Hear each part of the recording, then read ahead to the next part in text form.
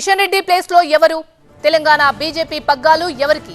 ఈ ప్రశ్నలకు త్వరలోనే సమాధానం దొరకబోతుంది. ఢిల్లీలో రాష్ట్ర అధ్యక్షుడి మార్పుపై కసరత్తు కొనసాగుతుంది. అంతా అనుకున్నట్టు జరిగితే ఈ నెలాఖరికే కొత్త సారథికి పగ్గాలు అప్పగించే ఛాన్స్ కనిపిస్తోంది. అందరికంటే ముందు రేస్లో ఈటెల రాజేందర్ ఉన్నా ఆయనకు రఘునందన్ నుంచి ధర్మపురి అరవింద్ నుంచి గట్టి పోటీయే ఉంది. ఈ ముగ్గురులో ఒకరికి ఛాన్స్ దక్కుతుందని ప్రచారం జరుగుతున్న టైంలో ఎవరికి వారు తమ బలబలాలను హైకమాండ్ ముందుంచుతున్నారు.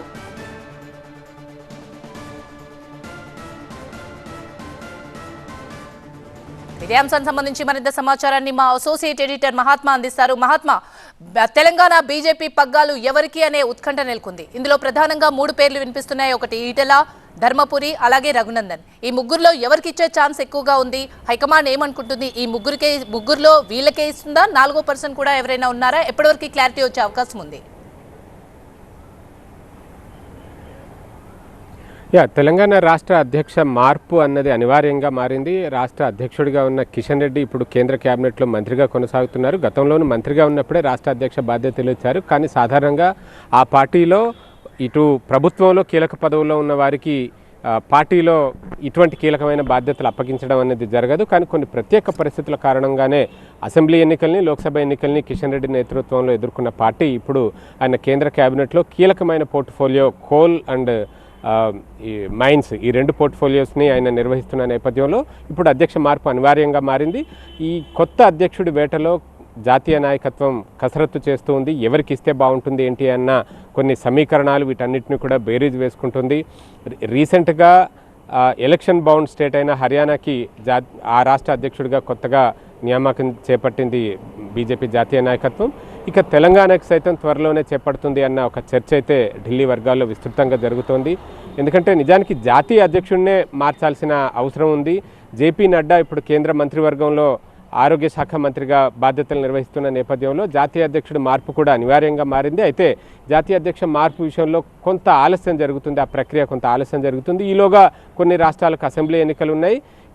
కొన్ని రాష్ట్రాలకు టర్మ్ పూర్తయిపోయింది. కాబట్టి వాటి విషయంలో త్వరగా నిర్ణయం తీసుకోవాలని చెప్పి అధిష్టానం నిర్ణయించినట్టుగా కనిపిస్తుంది. అందులో భాగంగా తెలంగాణ విషయానికి కసరత్తు చేస్తుంటే తెలంగాణ విషయంలో చేస్తున్న కసరత్తులో ఈటెల రాజేందర్ పేరు బలంగా వినిపిస్తోంది.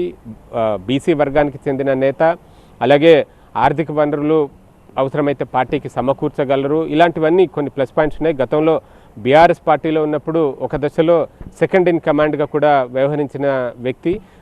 రాష్ట్ర వ్యాప్తంగా ఆయనకు యాక్సెస్ ఉంది, పాపులారిటీ ఉంది. సో వీటన్నిటిని దృష్టిలో పెట్టుకుని ఈటెల రాజేందర్ పేరు ప్రధానంగా వినిపిస్తుంది. కేంద్ర మంత్రివర్గం ఏర్పాటవుతున్న సమయంలోనే ఈటెల రాజేందర్కి రాష్ట్ర అధ్యక్ష బాధ్యతలు ఇవ్వనున్నట్లుగా వార్తలు, ఊహాగానాలు కూడా అప్పట్లోనే చెలరేగాయి. అయితే ఆయన ఒక్కడే కాదు, ఈ పదవికి రేసులో ఇంకా కొంతమంది కనిపిస్తున్నారు. అందులో ధర్మపురి అరవింద్ పేరు కూడా మనం చెప్పుకోవచ్చు. ఆయన కూడా బీసీ వర్గానికి చెందిన నేతనే. కాకపోతే ఈటెల రాజేందర్ ముదిరాజ్ సామాజిక వర్గానికి చెందగా ధర్మపురి అరవింద్ మున్నూరు కాపు సామాజిక వర్గానికి చెందిన నేత. ఈ 2 సామాజిక వర్గాలు రాష్ట్ర బీసీ జనాభాలో పెద్ద సంఖ్యలో ఉన్నాయి. ఆల్రెడీ కాపు సామాజిక వర్గం నుంచే బండి సంజయ్ కేంద్ర మంత్రివర్గంలో సహాయ మంత్రిగా ఉన్న నేపథ్యంలో మరి ధర్మపురి అరవింద్ని రాష్ట్ర అధ్యక్ష బాధ్యతలకి పరిశీలిస్తారా లేదా అన్నది ఒకసారి చూడాల్సి ఉంటుంది. ముదిరాజ్ సామాజిక వర్గం నుంచి ఈటెల రాజేందర్ ఉన్న నేపథ్యంలో ఆయన పేరు ఎక్కువగా వినిపిస్తున్నప్పటికీ ధర్మపురి అరవింద్ కూడా తన ప్రయత్నాలు తాను చేసుకుంటున్నారు. ఆయనకు సైతం రాష్ట్ర వ్యాప్తంగా పాపులారిటీ ఉంది, ఇమేజ్ ఉంది. గతంలో కేసీఆర్కి వ్యతిరేకంగా గట్టిగా మాట్లాడిన నేతలు ఆయన కూడా ఒకరు.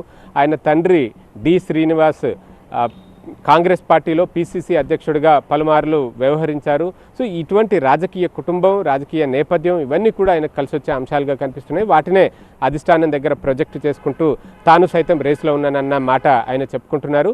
వీరిద్దరితో పాటుగా రఘునందన్ సైతం తనకేమీ తక్కువ లేదు, తాను సైతం రాష్ట్ర అధ్యక్ష బాధ్యతల్ని నిర్వహించగలను, అటు బీఆర్ఎస్ నుంచి నేతల్ని ఆకట్టుకోవాలన్నా సరే తనకే ఎక్కువ స్కోప్ ఉంటుంది, బీఆర్ఎస్ని వీక్ చేసి బీజేపీని బలోపేతం చేయడం తనతోనే సాధ్యమన్న విధంగా రఘునందన్ కూడా చెప్పుకుంటున్నారు. ఈ పరిస్థితులు ఈ 3 పేర్లు బలంగా వినిపిస్తున్నప్పటికీ అధిష్టానం అంతిమంగా ఎవరికి మొగ్గు చూపుతుంది, ఈ 3లో ఒకరికే ఇస్తుందా లేదంటే అనూహ్యంగా ఇంకెవరినైనా తెర మీదకి తెస్తుందా అన్నది మనం ఇప్పుడే చెప్పలేం. బట్ మొత్తంగా అయితే కసరత్తు జరుగుతుందనే చెప్పవచ్చు.